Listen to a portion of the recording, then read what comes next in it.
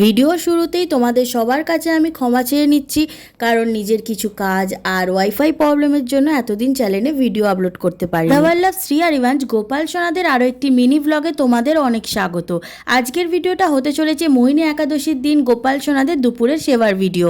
আমি চান টান করে চলে এসেছি আর আমার তিলক সেবা আর বাকি সমস্ত কাজ আমি কমপ্লিট করে নিয়েছি। প্রথম আমাদের গাছের আম গোপাল সোনারা ভোগেতে পাবে, আর আমাদের পুচকে ভিয়ান সোনা এবছর প্রথম আমের ভোগ পাবে।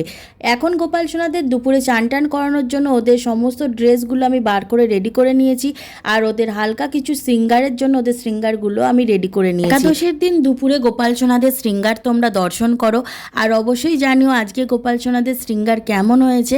যেহেতু অত্যাধিক গরম পড়েছে তাই জন্য খুবই অল্প, খুবই সামান্য ওদের শৃঙ্গার করিয়েছি। আর আমাদের পুচকে ভিয়ান সোনা আগেই বলেছি প্রথমবার আমের ভোগ পাবে, তাই ওর হাতে একটা আমি গোটা আম ধরিয়ে দিয়েছি। সমস্ত কাজ কমপ্লিট করে এখানে চলে এসেছি আমি তুলসী মহারানীকে জল প্রদান করতে। বৈশাখ মাস চলছে, তুলসী মহারানীকে আমি প্রতিদিন জল প্রদান করার চেষ্টা করি। আর এখানে এখন চলে এসেছি আমি গোপাল সোনাদের দুপুরের ভোগটা রেডি করতে। ভোগ লাগিয়ে দিয়েছি, আর তারপর আরতিটা সেরে নিয়েছি। আর আরতি সারার পর ওদের একটু তাপ দিয়ে দিচ্ছি। আজকের দুপুরের ভোগের আয়োজন খুবই সামান্য ছিল বেদানা, আম আর লেবু। যেহেতু সকাল থেকে বাড়ি ছিলাম না, তাই এইরকমভাবেই আজকে একাদশীর দুপুরের ভোগটা লাগিয়েছিলাম।